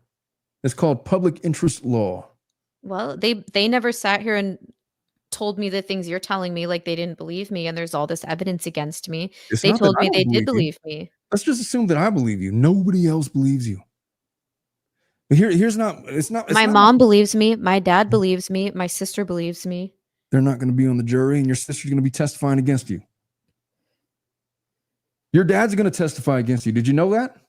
Well, there's not much they can say because there's not much to say. All they got to say is that pregnancy, that ultrasound or that pregnancy video that you submitted. I already said that I wasn't you thought and it me. was me. I thought the file I sent was me. And I thought when I was talking in that deposition that was my video. And I realized later it wasn't mine. And Well- it was a mistake. Let's just assume that people aren't as smart as you. Let's just assume that people are going to assume Well, that when your That's sister not too hard says- to assume. Let's just assume that when your sister testifies that was her pregnancy video, then people are going to think that you lied about it. But I'll be able to Yes. answer because I'm going to go on the stand. I don't know what to tell you, Laura. People are Gonna address it. simple-minded. They're going to believe what they're told, and what they're going to be told by your sister and your dad is that, oh yeah, that wasn't Laura, that was her sister. And then they're going to think that you did that shit on purpose, and they're going to think that you did that on purpose beyond a reasonable doubt. All of Well, them. I just don't think they're going to see it that way, honestly. Well, if they're as smart as you, then maybe, but I just don't think that they're that smart. Well, I'm going to have to educate them and enlighten them then while I'm But on you're the not going stand. to get to put them on class, though. You're not. You don't get like a freewheeling like narrative to just spout off to the jury like that. You don't. But you're going to ask me some questions about that. Yeah, and I will ask you the questions that are admissible. In other words, that are relevant to the case. And yeah, you're going to say that, oh, I thought this and that, and then they're going to cross-examine you. And then what they're going to cross-examine you with is your sister and your father's testimony that, yeah, that was definitely not Laura. Is there a chance that she might have thought that was her? No, because she was never pregnant. That's what they're going to say. Well, You know they why? know I was pregnant. They all saw me pregnant. Laura, think about this.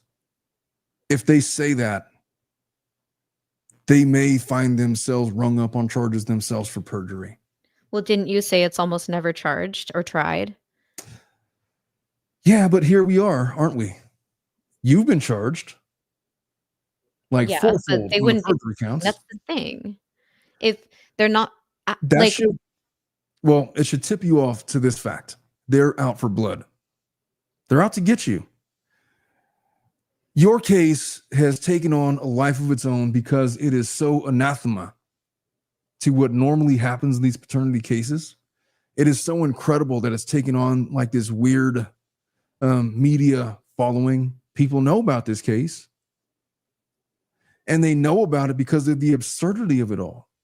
And this DA has taken this case, and she took this case on the recommendation of the family court judge. That almost never happens. The family court well, judge she was thought, influenced. maybe she was, but if nobody believes, then who cares? I believe it. Nobody has not been corroborated that Judge Mata has been compromised in any way. No Not one's by proved that anybody. she hasn't. They don't have to. They got to prove that she was.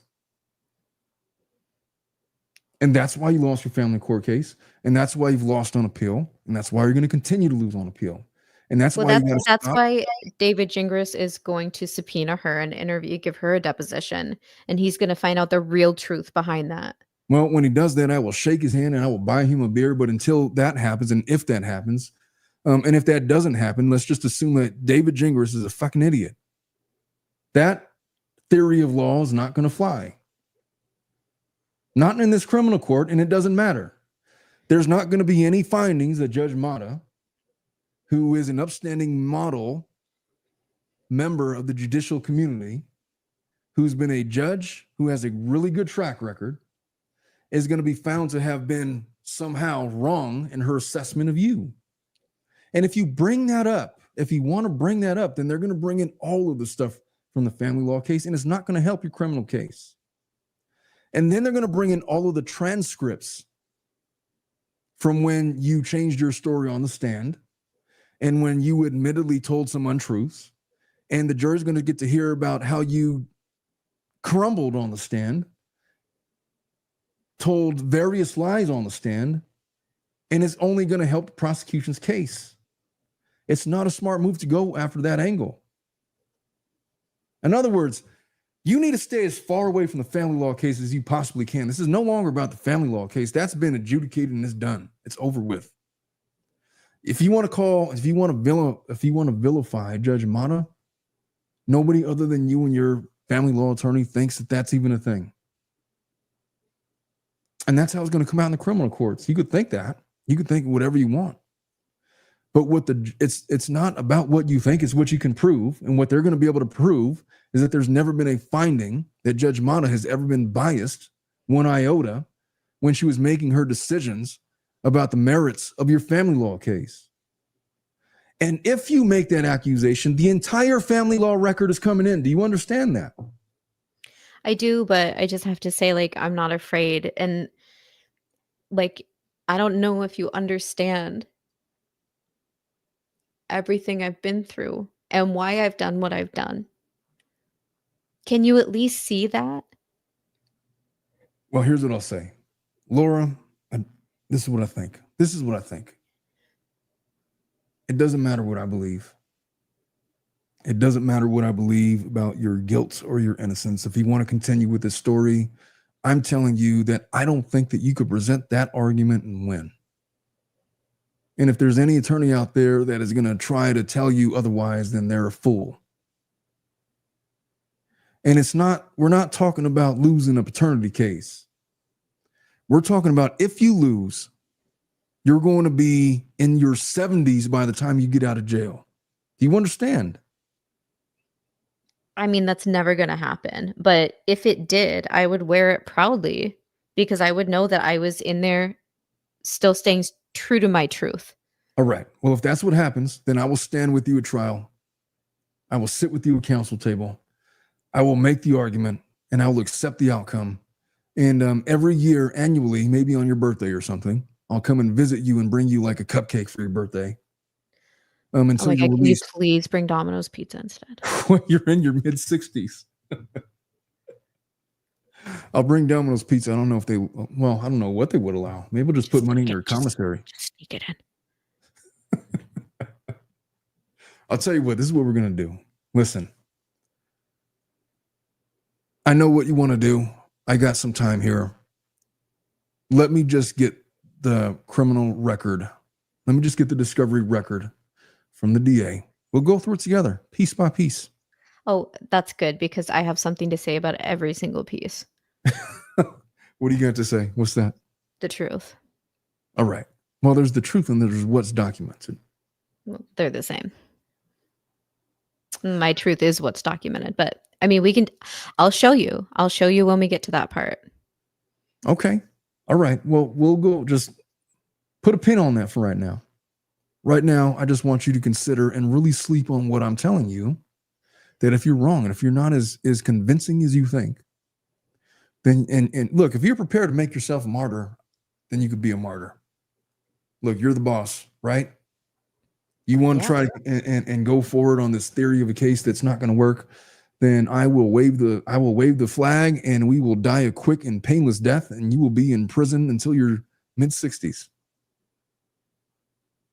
If you want to stand on principle like that, then that's a hell of a principle and hopefully people learn from it. But I'm telling you right now that you will have lost this case and the books that are written about you, if any at all, are going to vilify you.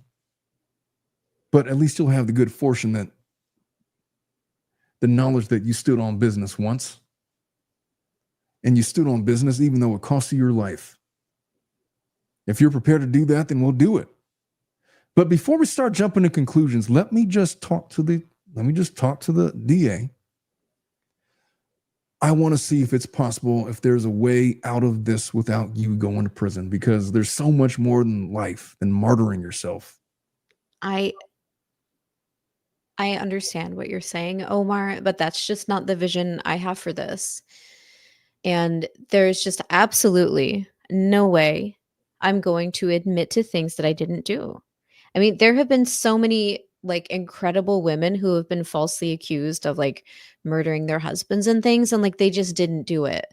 And like I really believe them. And people vilify those people, but like they're still living their truth even though they're in jail. And like to me, that's worth it. I will never say I did something I didn't do. Do you love your parents? I love their money. I mean, yes. But your dad has risen you since the time that you were a little girl. Well, not really. It was really my mom. But, all right. You love your mom? It's kind of like a love-hate relationship. How old is she? 69. By the time you get out of prison, both your mom and dad are going to be gone. Good. If you're wrong. I mean, like I'll inherit something. Well, I guess it'll go on your books, whatever you inherit, if that's the case. And by the way, there's a really good prison chef that I watch on YouTube. He makes burritos out of like hot Cheetos and coffee creamer. God, I fucking love burritos. They give me gas though. Well, so worth it. Well, luckily, you'll be sharing a bunk with somebody else with gastrointestinal problems. Maybe you. Oh, well, they don't have. I mean, if you want. I'm just saying, here's my plan. This is what I'm going to do. Look, you think about what I've said. I'm not going to convince you today. I don't even have the entire file. I'm just telling you this. There's a whole army of people out there right now that have looked at the evidence that is going to come into this case. And it's not looking good for you. And I can tell you this, that your dumbass family law attorney is the only person that has ever believed that you were telling the truth. It's not a good look if they're able to bring in the testimony, or if they're even to bring in the evidence, the fact that you had multiple other family law attorneys that either withdrew from the case or whatever, because they didn't believe in your story, and you got this one idiot out there that convinced you of things and got you into bigger trouble. Not a good look. So look, these are my ground rules. You're not talking to Gingerbread ever again.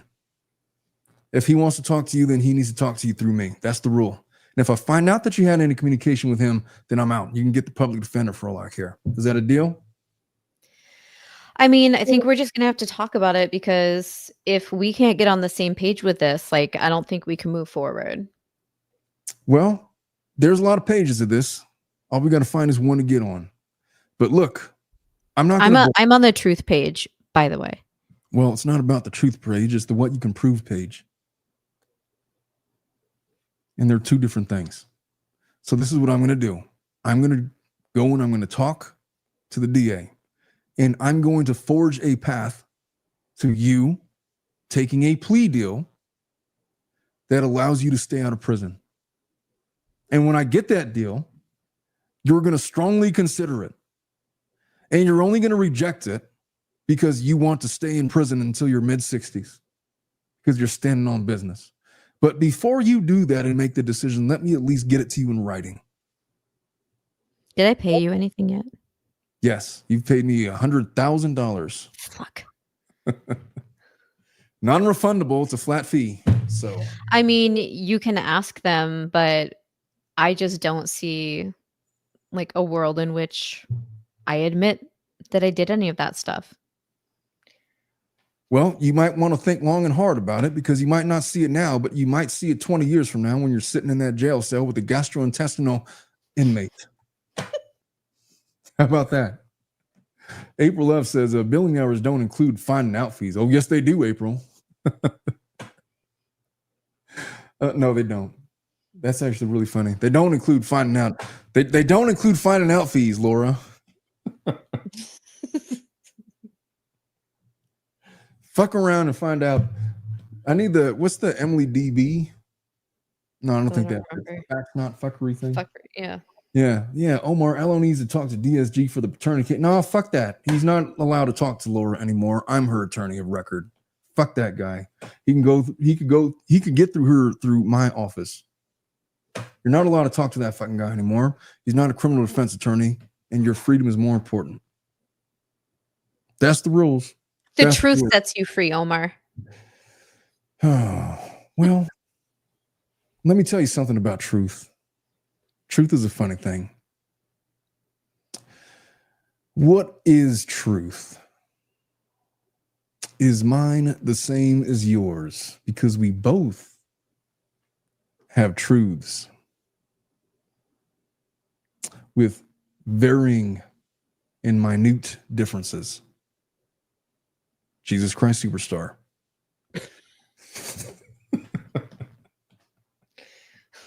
What is that? I just quoted a musical.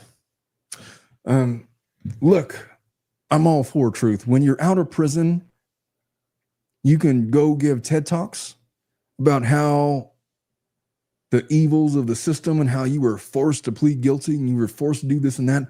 And you will have the forum and the stage to reach hundreds of thousands, if not millions of people. Or you could just talk to your gastrointestinal cellmate and tell them your truth. And they'll listen all day because they have nowhere else to go. Well, I'm going to write a book too. Well, assuming people will buy it. They absolutely will. Well, why don't we just put a pin in this one? Let's sleep on a little bit.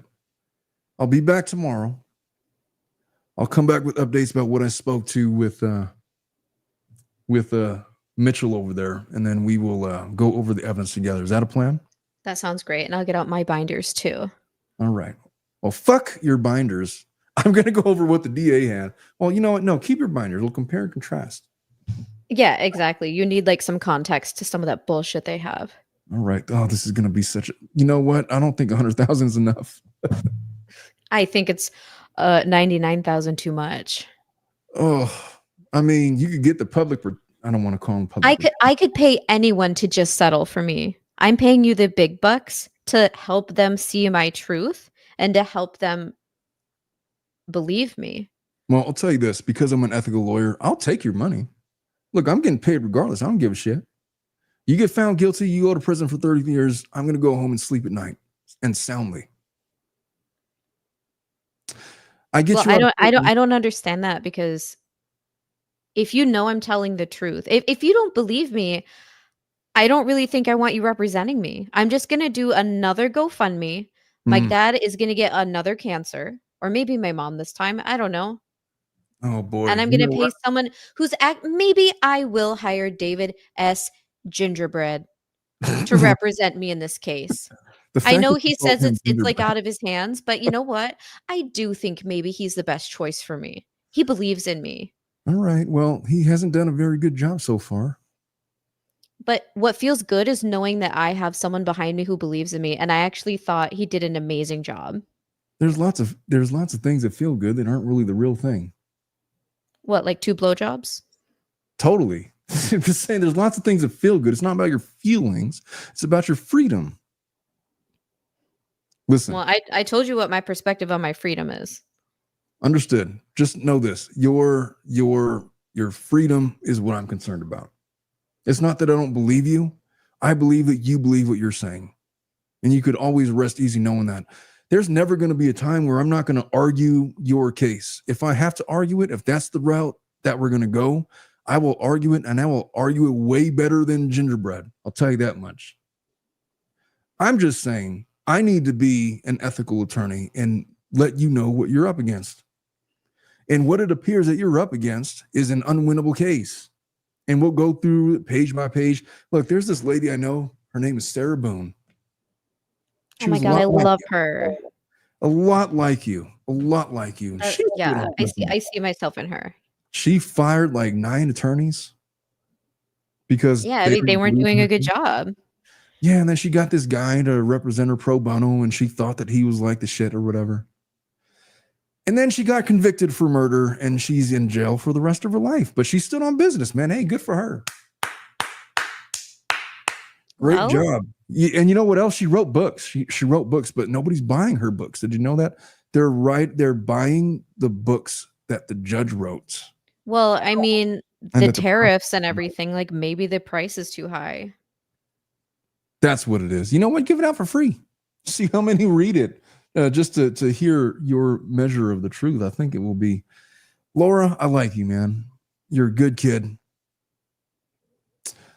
I just think that you need to let this settle in, because this is not the Wizard of Oz anymore. You were back in Kansas, and things are black and white over here. Let's just wait until you get that little packet of yours of evidence that the DA has, and we're going to go over it together. Okay. I'm going to explain all of it to you. And Okay. I really feel like we'll be on the same page after that. So yeah, I think that's good. Let me make you a deal. I'm going to go through that page by page with you. And I'm going to play devil's advocate with you. And every piece of evidence, I'm going to argue it exactly how the DA is going to argue it. And you could argue it however you want. I want you to understand how they're going to attack you in court. And then that's the way that we're going to process this information. It's going to take a long time. It's going to take a couple of weeks. Look, we got court coming up, I think on the 29th, May 29th. Mm-hmm. You got your arraignment. We got to go over that. You're going to have to answer your not guilty plea. They're going to issue a bond. You're going to have to pay that out. You're going to get arrested. There's going to be a mugshot. You're going to be processed. And then those fucking cult members can see what they have done to me. Well, I'll tell you what I'll do. I'll file for a change of venue. Maybe we get this out of Maricopa County to some other place. I just don't think it's going to make much of a difference. That's what we should do for my own safety. All right. What county do you think will be better? Well, I'm going to have to research that. Well, I'll do the research. Just tell me somewhere in Arizona. We'll pick a county that you think that you're going to feel comfortable in. And I mean, it's definitely got to be a very Republican and Christian area. Well, because I think those are the only motherfuckers who might believe me. All right. Well, hopefully they don't know anything about you. We'll see. I mean, that's the argument. They believed Mary got pregnant without having sex. So I'm pretty sure I'm going to have a good chance. You had miracle twins that were the descendants of deities, gods. the Son of Man? Mary? Is that what we're talking about? The Virgin. Oh, the Virgin Mary.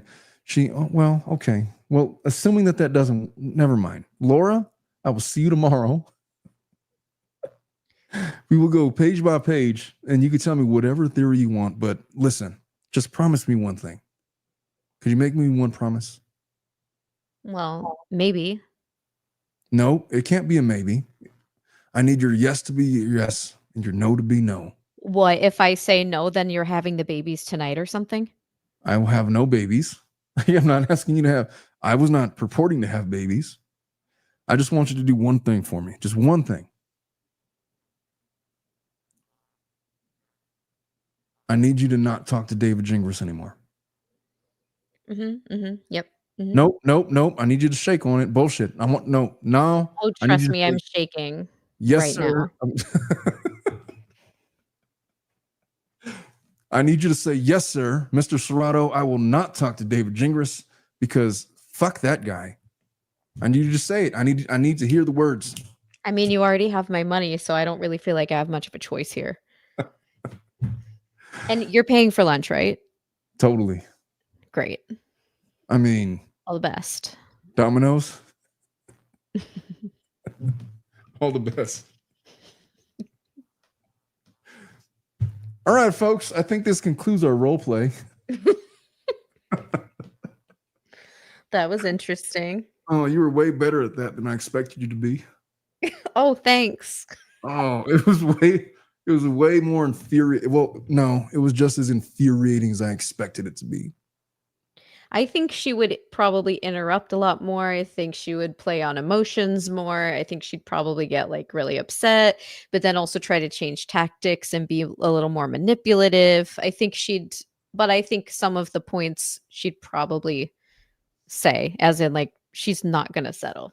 I think that, having spoken to her once or twice, I actually think that she'd be a lot closer to what you were. I think she'd honestly be a lot quieter. I think she's more calculating than that. I think she would listen more and form her own conclusions and then just be just as bratty as you were throughout the whole thing at the end. Like, you'd have to really, really work on her and like gain her trust and like let her know that she's the smartest. And like, it's not that they are, it's not that she's the stupid one. It's that they are the stupid ones and they can't see reason because she's too smart. But this is what they're going to think, and it's predictable. And so, you're going to play chess with that lady. But you can't let her under any circumstance talk to David Gingerbread. Can't. That's like a deal breaker for representation. See, I feel like he's going to help her find somebody, and I think it's going to be like some kind of friend of his. Yeah, but I'll tell you what, all the friends that I've ever had who've ever referred me cases, I never talk to them about my cases. Those are my cases. And you're out. That's the deal. When I refer people to other like friend attorneys of mine, I don't ever inquire about what's going on. And so if that was ever going to be the deal, I just want to take the case. Fuck that. Like, who's the attorney here? I'm the one representing her. You're out. So I was saying earlier that I wonder if part of Gingerbread's desire to stay a part of things comes out of some type of fear that Laura probably knows a lot more about him and his goings on and things like that, the way he operates as a lawyer and all that kind of stuff, that she could very easily fuck him over.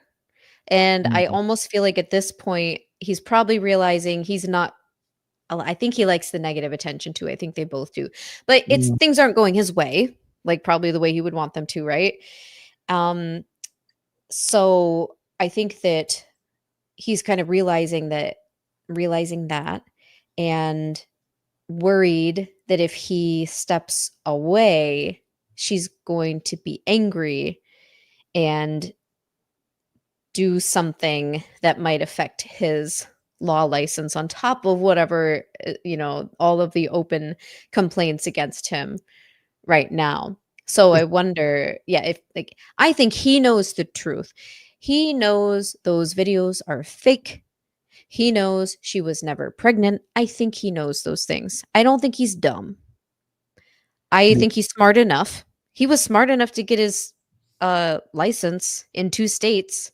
Yeah, Like, but there's like there's different kinds of intelligence, you know. I mean, you could like learn rules and like figure out how to play in the rules, but once you're like away from that and you become undisciplined, he has an undisciplined mind. no, sure, but I am saying it like I don't think he's an idiot. Like, No, as he's in not an dumb. idiot.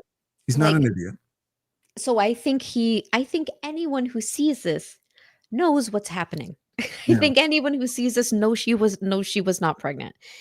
I think they see that she was trying to manipulate him Yeah. in many different ways. So that's where I'm at with what I think about him right now, why he would choose to still be involved in this. I mean, part of me just I don't know. I honestly think, having read his blog post today, having read his appellate briefs, that he just has lost the mark. He just now has a fundamental misunderstanding of law. He's a dangerous attorney. Like, if he's representing you, it's dangerous because he knows enough to sound intelligent. And if you don't know any better, you think that he knew what he was talking about. But when I read his blog, when I read his blog post today, and he's like, carry on about like stuff that materially affects the case, and his misunderstanding of what that word means was like really telling. He's like, yeah, I think this guy's just too He's far also gone. trying to spin a different narrative than what we're believing. You know what I mean? Like, how so? Like, he's trying to say what, like, well, we can say he's still representing her and he's saying he's going to take it to the Supreme Court and whatnot, but it's his job to put out her narrative. It's not his job to like do anything other than that. But it's not his job though to do that at all. It isn't. I mean, I guess if he's going to speak on it, he's not going to agree with us. He's going to put something out there that's supportive of his client. And Like, I don't have like any problem with him disagreeing with us. I don't. I'm just stating that what he said in disagreement was kind of dumb. And he sounded like somebody that's out of touch with common core legal principles. I mean, that might be true. I also think, like, if you were her lawyer right now, Yeah. and you were choosing to speak publicly and choosing to write that blog, Yeah. you got like fucking shit to work with. You have like almost no evidence in your favor. So what else are you gonna say? You know? I think if he's writing an opinion piece about like how legally, wow, Donald Trump is allowed to walk, and then they're going after Laura Owens, that's like an opinion political piece that has nothing to do with law. But him like trying to make legal arguments about like against the counts. I mean, I guess granted, he wasn't really like attacking the indictment. Just he literally said, I assume they got evidence that supports the charges. Mhm. That was the smartest thing that he said. But then the dumbest thing that he said was like the perjury counts. Like they're talking about, he said that they knew, or she admitted to not being pregnant like way early on. And so therefore, whatever she said in misstatement was no longer material to the case. He was trying to say that in his appellate case, and it was stupid. Yeah. And so it's not that I don't understand why he's disagreeing. It's not even that I disagree with what he's generally saying about like the discrepancy of the level of criminals that are out there and how this became a case. I think it's absurd that this case has gotten as far as it has, but I think that a large part of it is because of his bad representation of her. No, And if there's I fully agree with that. I think she would have. Well, that's the thing, though. It's like she couldn't keep the good lawyers. Yeah. They kept wanting to leave, or she would get frustrated that they weren't doing what she wanted them to do, and then she would fire them. I've pretty much like represented exactly how I would talk to her, which is like trying to appease her. Oh no, you're so smart, whatever. They're the dumb ones, but they're the ones that get to make the rules, whatever. I would try to like placate to her as much as I could and like try to convince her over time that what the path that she's going down is the road to perdition. It's not advisable. I mean, if it were me, again, like I don't ever see myself in this situation, but if I got plopped in there and that was my situation, I would 100% try to settle. Well, yeah, I would not. like I would 99% of people. Seriously. Like if I told you that you're facing 33 years, but you could get out of this without doing any jail time, you'll take it. Mm-hmm. You'll do whatever they tell you to do. Yeah. Because that's a little bit too real. We're not standing on that much business. By the way, SF said priest money, $5, priest money to drive LO out of Schnitzel for the love of God. Oh, so yeah, that funny. was a scary Laura Owens that you did. It was really good. It was like, Jesus Christ. Oh, I got a headache. I think she'll just keep pounding the same facts and be like, wait, and then, like once I can show you, like I'm gonna explain it all to you, like you're gonna understand, like it'll be fine. Kind Yeah. of. I'd have to work on her for like a couple weeks to a month. And then you know what? At some point, she's probably just gonna have to fire me then because I'm not letting her on the stand. There's no chance I'm doing that. Like I definitely think she would fire you if you came in with what you did tonight. I think she'd be very tempted to. Whether I mean financially, obviously that's another question. But if that were a consultation, Yeah. free or $500 or whatever it would be, I think she would not go with you. Well, from experience, when I do these criminal consultations that are people that are actually like not role playing, they're actually facing these criminal charges. They appreciate my candor.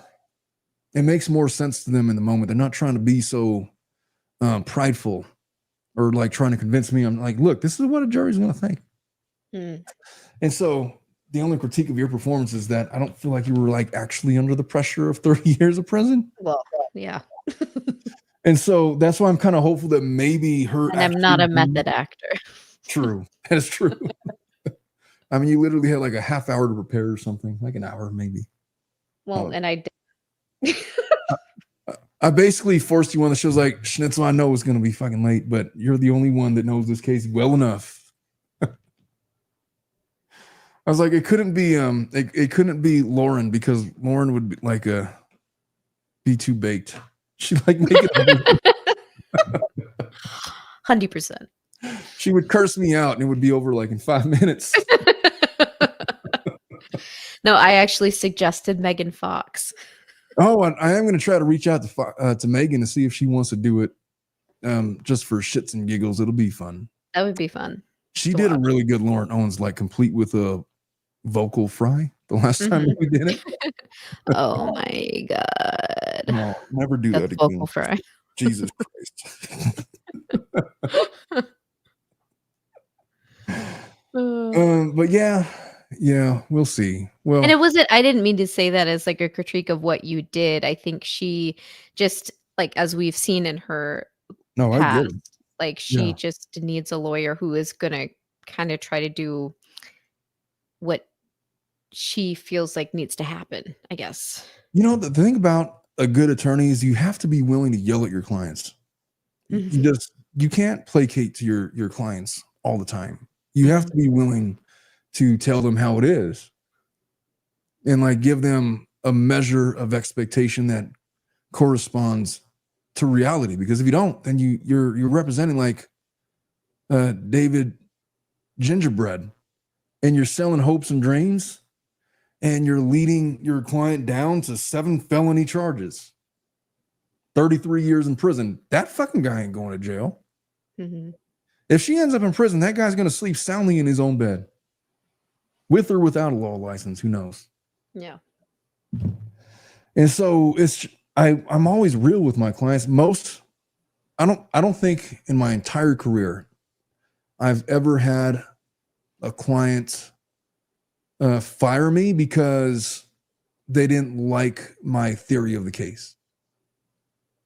No, that's not true. It's definitely happened. I basically told this one lady that what you're arguing for is stupid. If I go in there and tell the judge that, they're going to think this of you. And then she's like, all right. And then like, I think the next week I had a sub of attorney out and I was like, yes, ma'am, I'm out all the way out. I don't have any quarrel with that. This is definitely, I just forgot about that lady. No, it's definitely happened, but I have no problem with this. Like, hey, you're right. Go find somebody that's going to fight the good fight for you. I'm just telling you what's really going to happen. And what really happened was exactly what I said was going to happen. So, well, hey, somebody squandered her out of however many thousands of dollars. Oh, Stephanie B says this reminds me of Inventing Anna. Inventing Anna. Inventing Anna. She was guilty, but the lawyer did the best he could. Well, sometimes it's all Jesus asks of you. What more could you do? Gingerbread now says that Laura had a miscarriage at under 10 weeks. Is that a joke or like an actual? No, I think that's true. He was saying that she could have miscarried like even in July and not realized it at filing in good faith on August 1st. I mean, you're high risk for like the first 12 weeks or so, right? Or something like that. Yeah, the first trimester. Well, the first trimester. Yeah, so I mean, plausible. Yeah. But also, like, I know there may be certain syndromes or whatever that don't affect very many people, but probably Laura fucking says it does affect her. She says she's claimed so many ailments over time. Anyway, if you had a miscarriage in July or August, you're not gonna fucking show up to court looking like that in October, sweetie. Yeah, you're just not. You're not. There's no plausible theory, and I feel like one of the things that the prosecutor is going to do is bring in an expert to kind of like parcel that out. It's like, okay, let's just go through a reasonable timeline of when she finally admitted to the court that she was not pregnant. Let's examine the pregnancy belly. They got to have something with that because they very confidently wrote this indictment and indicted her with stuff. And so I'm going to be fascinated to see what comes out as far as the evidence that they have. Yes. And that's why I was trying to tell you or Laura, why don't we just go through the evidence page by page, all right? And see how you feel after that. And fully acknowledging that she could 100% still she's the kind of person who's going to try to explain everything off. Yeah, like she'll say, like with the Maricini stuff, she's like, well, I never made those fraudulent medical documents. I never claimed to have ovarian cancer or an oophorectomy.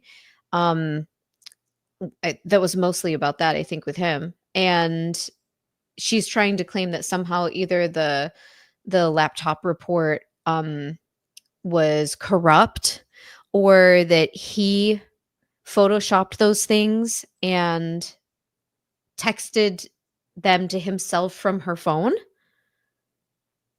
Like or the Gillespie connection claiming that he logged into her like iCloud and sent himself these emails and shit like that.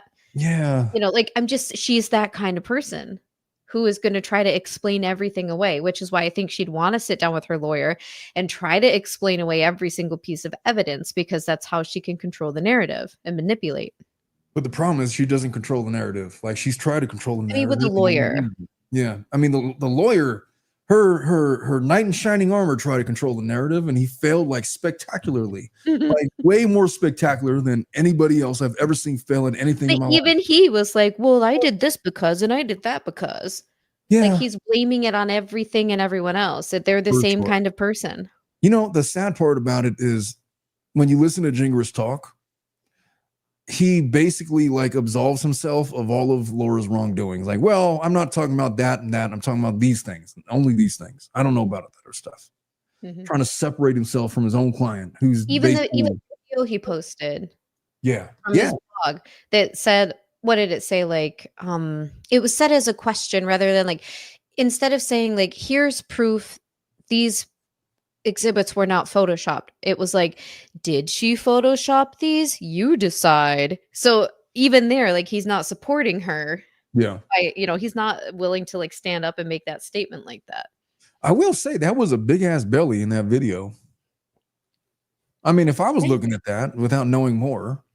With no context, it could look like a pregnant with no context. When she showed up on October 24th in person, she could look like a pregnant person. Yeah. And Judge Judy even said, obviously you're pregnant. Well, fuck no, not obviously she's pregnant. She looks like she could be pregnant, but that's not proof. Yeah. Well, what do you think the chances are of some defense attorney talking reason to her? 0.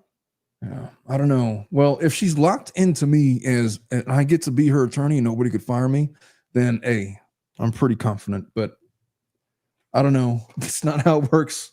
It's just not how it works. Like also like Alec Murdaugh, 100% shouldn't have taken the stand, and he fucking did. And he, well, no pun intended, he shot himself in the foot. Yeah. Wait, he didn't shoot himself though, right? Like No. really? He shot his No, no, kid no. and his wife. Right. Yeah. That's No. just the thing that came to mind. I didn't mean to use a shooting one, but anyway, that's all I meant. I'll tell you what though about that guy. That guy spoke with like this really endearing. What kind of accent would you call that? Like Southern. a Southern accent. Southern Belle. Yeah. Well, totally Southern Belle. Southern gentleman. Yeah, the Southern gentleman. Like he just like, I mean, the words came out like honey. You could tell that he had a whole career of speaking in front of juries and people and compelling people to believe the things he wants them to believe. He was as skilled as they come, and he looked like a dumbass in court. Exactly. But he's the kind of person who thought he could talk his way out of it. He thought he could convince those people. Amber Heard thought she could convince that jury. Bruce made a good point. Murdaugh did pew himself in the head. The roadside thing. Yeah. Was it him or his friend? He claimed it was his friend, but Yeah. people believe he did it himself. Murdaugh case, that crazy. Or the guy who they interviewed, I think he said that like Alec called and said like he needed help, and so he showed up on the side of the road, and that I think he told him to bring call it a nug, backwards. Anyway, and that I know this doesn't pertain to anything we're talking about right now, but I was super into that case too. Anyway, so friend said that Alec tried to take the gun and try to make him do it to him, but Alec was directing it. Those videos of him being interrogated are so cringe, like the fake crying and stuff. Yes. It was so bad. Yeah. And the police knew it. The very first one when they were sitting in the police car together, I felt like the female cop like was really picking up on the bullshit. Yeah. Moulton said that Michelle Moulton says he tried to have someone shoot him. Yeah. That was like Cousin Eddie, I think it was his name. Yeah. Cousin Eddie. I remember covering that case. Simpler times, I tell you what, with this YouTube channel. Simpler times. Nobody knew who I was back then. Amy Bonner, what's up, lady? I ain't seen Amy I have seen her in the chat recently. I just don't remember. Well, never mind. When he was on the stand, it was so cringe is what she says. Julie Halverson says, I'm pretty curious about who LO was with when they referred who to lying about being with anyone. What's up, Raven? My daughter just walked in the house. What time is it, young lady? Come here and give me a hug. You won't be on camera. Just come over here. All right.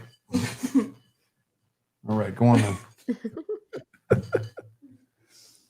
Oh, I'm just like talking about stuff, and my daughter just walks in the house. She's got home from school. Amy Bonner says, I've been working more lately and pretty much consuming all things Karen Reed until this news. I've been trying to get to this Karen Reed stuff. There was some crazy evidence that came out today that I want to talk about, but I was doing this Owens thing. So, yeah, and I'm wondering, Julie, too, about what evidence they have for that someone between March 2022 and May of 2023. Pretty curious about who LO was with when they referred who to lying about what being. Yeah, that's the big question mark. That was like the big, what are they talking about? Because March 22 is when she claimed grape that Woodnick and Gillespie.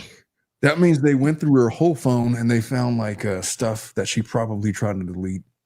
Yes, and I've been wondering if it's like maybe dating app thing, and then like she talked about like how good they felt the night before, or something, whatever that would imply that like that happened. Or what I think would be even stronger and better evidence, not for the victim, but if there was someone else who she tried this whole thing with and it just didn't get to court yet, maybe he even paid her off and was like, I'll give you $50,000, just like get the fuck out of my life kind of situation. Where that is wild speculation. Well, who the fuck knows, man? Maybe, I don't know. That'd be wild if that was true. I mean, I don't know. I don't know. Maybe. Perhaps there's some merit to that. But I think that really what it is probably just simple evidence that she was having a sexual relationship with some other guy. But how do you find evidence of that? Media. videos, pictures, text messages. Yeah, I guess if there's like a sex video. Yeah, well, like it'd have to be something like that. Whereas, like, they got her dead rights on that issue. Otherwise, it would have no business being in the indictment. That's why I was thinking if it was another person she claimed to be pregnant with, then she's implying that they had sex. Yeah, I don't think it's probably that. I think it's honestly probably a lot simpler. It's literally probably just another sexual relationship he's carrying on. Maybe like a Tinder match or something. Who knows? Like a one-night stand. Like it could be just something stupid that maybe she forgot about and then, didn't think it was that important to reference to Judge Duty.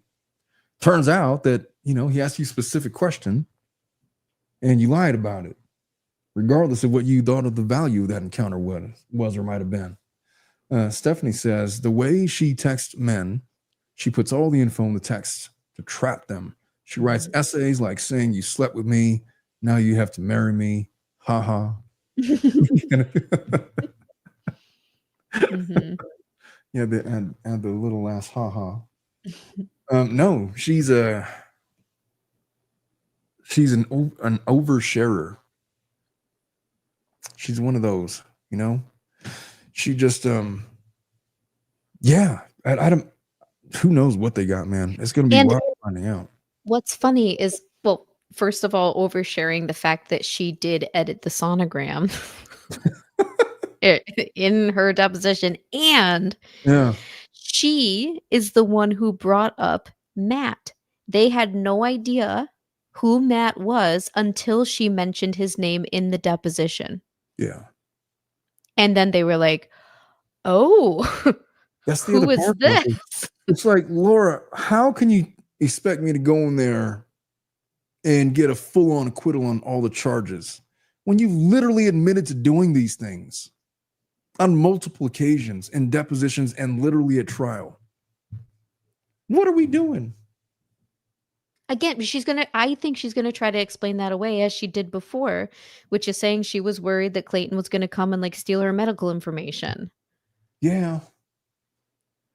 Amy Bunner says, you forgot that they have to sign on the dotted line at the bottom of the contract. They're talking about a dating contract. Yeah. I don't know. I feel like that was an oral contract, if anything. Enforceable in all 50 states.